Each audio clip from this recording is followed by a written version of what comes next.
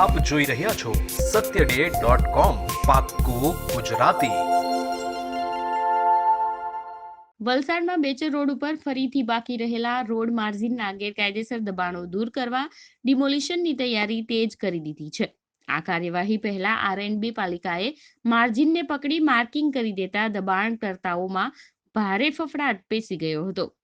પાલિકાએ દબાણકર્તાઓને સ્વૈચ્છિક રીતે દબાણ દૂર કરવા કડક સૂચના આપી છે। જો તેમ ન થાય તો મંગળવારે ડિમોલિશનની ચીમકી આપવામાં આવી હતી, પરંતુ ભારત બંધના પગલે સમગ્ર જિલ્લાનો પોલીસ કાફલો બંદોબસ્ત વલસાડ જિલ્લામાં ગોઠવી દીધો હતો અને ડિમોલિશનની પ્રક્રિયાનું કામ અટકાઈ ગયું હતું।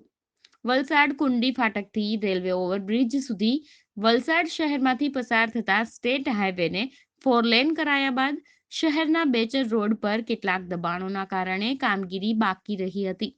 આ રોડ લીલાપોરથી દશેરા ટેકરી થઈ રેલવે ઓવરબ્રિજ સુધી ધમધમતો રહે છે, જેને પહોળો કરવા માટે રોડ માર્જિનમાં આવેલા ગેરકાયદેસર દબાણો દૂર કરવા માટે જરૂરિયાત ઊભી થઈ હતી, પરંતુ જે તે સમયે આ કાર્યવાહી લંબાતા દબાણ યથાવત રહ્યા હતા, જે દૂર કરવા માટે વલસાડ પાલિકા આરએનબીએ બેચર રોડ ઉપર પાવર હાઉસ ખાતે આવેલ પંચમુખી હનુમાન, બ્રહ્મ બાપુ મંદિર, મ્યુનિસિપલ સ્કૂલ સામેની લાઇનમાં કબ્રસ્તાનની દિવાલ અને ઘણી દુકાનો રોડ માર્જિનમાં આવતા દબાણો દૂર કરવા પાલિકા અને આરએનબીની ટીમે દબાણો દૂર કરવા માર્કિંગ કરી હતી, ત્યાં સુધીનું દબાણ દૂર કરી દેવા સૂચના આપી હતી। પાલિકા સિટી ઇજનેર હિતેશ પટેલ, એન્ક્રોચમેન્ટ ઇન્સ્પેક્ટર મહેશ ચૌહાણ અને સ્ટાફે માર્કિંગની કાર્યવાહી પૂરી કરી દબાણકર્તાઓને સ્વૈચ્છિક રીતે વધારાના દબાણો, પતરા, શેડ, છાજિયા, ઓટલાનું બાંધકામ દૂર કરવા તાકીદ કરી છે। જો સ્વૈચ્છિક રીતે દબાણો દૂર ન કરાશે તો પાલિકા દ્વારા ડિમોલિશન કરાશે તેવી ચીમકી આપી હતી। ત્યારે લોકો સ્વૈચ્છિકપણે પોતાની દુકાનો ડિમોલિશન કરી રહ્યા છે કે જેથી દુકાનદારને વધારે નુકસાની ભોગવવી ન પડે અને નગરપાલિકાનો પણ ખર્ચો બચે તેવું વલસાડ નગરપાલિકાના ઉપપ્રમુખ કિરણ ભંડારીએ જણાવ્યું હતું। satyday.com વલસાડ। અત્યારે જે દુકાનદારો દશેરા ટેકરી ખાતે સ્વૈચ્છિક ડિમોલિશન કરી રહ્યા છે અને શું લાગી રહ્યું છે?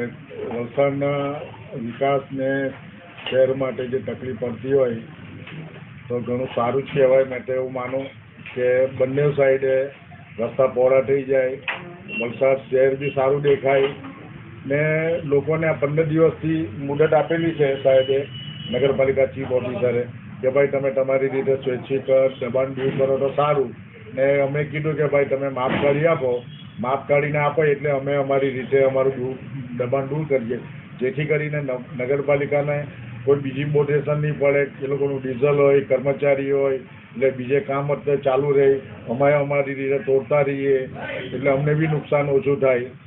કે કોરોના મહામારીમાં હમણાં ધંધાની તકલીફ એટલી બધી છે કે જેની કોઈ સીમા નહીં મળે, છતાં બી અમે સહકાર આપવા નગરપાલિકા તૈયાર છીએ જ।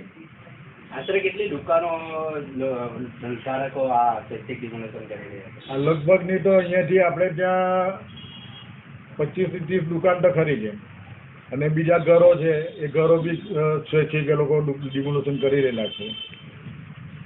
અને લોકોને શું અપીલ કરશો? લોકોને અપીલ કે સ્વૈચ્છિક રીતે દબાણ દૂર કરો તો સારું, જેથી કરીને શહેરનો વિકાસ થાય, શહેરમાં તકલીફો ઓછી પડે, પાર્કિંગની સુવિધા પણ રહે, આપણને એક્સિડન્ટનો ભય નહીં રહે ને હું એવું માનું કે છીપાડ ચોકી જે બનાવેલી છે એનો કોઈ મતલબ નથી। એક પોલીસ ચોકી આ અહીંયા અમારા પે ન્યૂઝની બાજુમાં જો હોય તો સિટીમાં કોઈ બી બહારથી કોઈ ગુનાહિત કૃત્ય થતું હોય સિટીમાં તો બહાર જતા હોય તો રાત્રે ખબર પડે પોલીસ ચોકી 24 કલાક ચાલુ હોય તો, એટલે અમારી હદમાં આ લાઇનમાં જો પોલીસ ચોકી બને એવી મારી એક અપીલ છે કલેક્ટરશ્રીને કે એક ચોકી અહીંયા હોવી જ જોઈએ કે 24 કલાક કાર્યરત રહે, ટ્રાફિક સમસ્યા ઓછી રહે, સિટીમાં રાત્રે કોઈ આવતું સિટીમાંથી બહુ બહાર જતું હોય, કોઈ ગુનાહિત વ્યક્તિ તો ખબર પડી જાય કે આ ભાઈ અહીંથી જાય છે એમ। સ્વૈચ્છિક ડિમોલિશનના કારણે જે દુકાનદારો છે તેઓને કઈ રીતના ફાયદો થશે?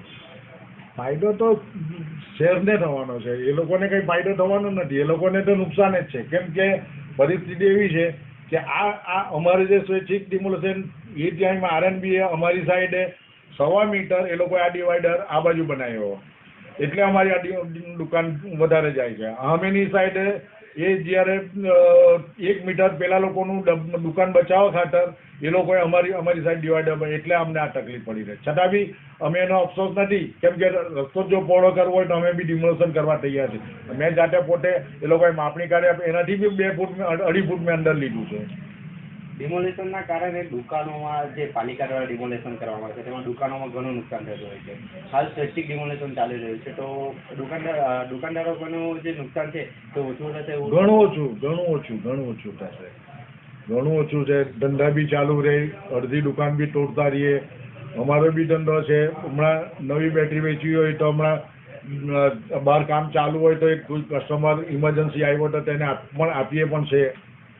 કે કોરોના કાળમાં ઘરે કોઈ બીમાર હોય તો એ લોકોને ઘરે જઈને બેટરી ફિટ કરી આપવી પડે.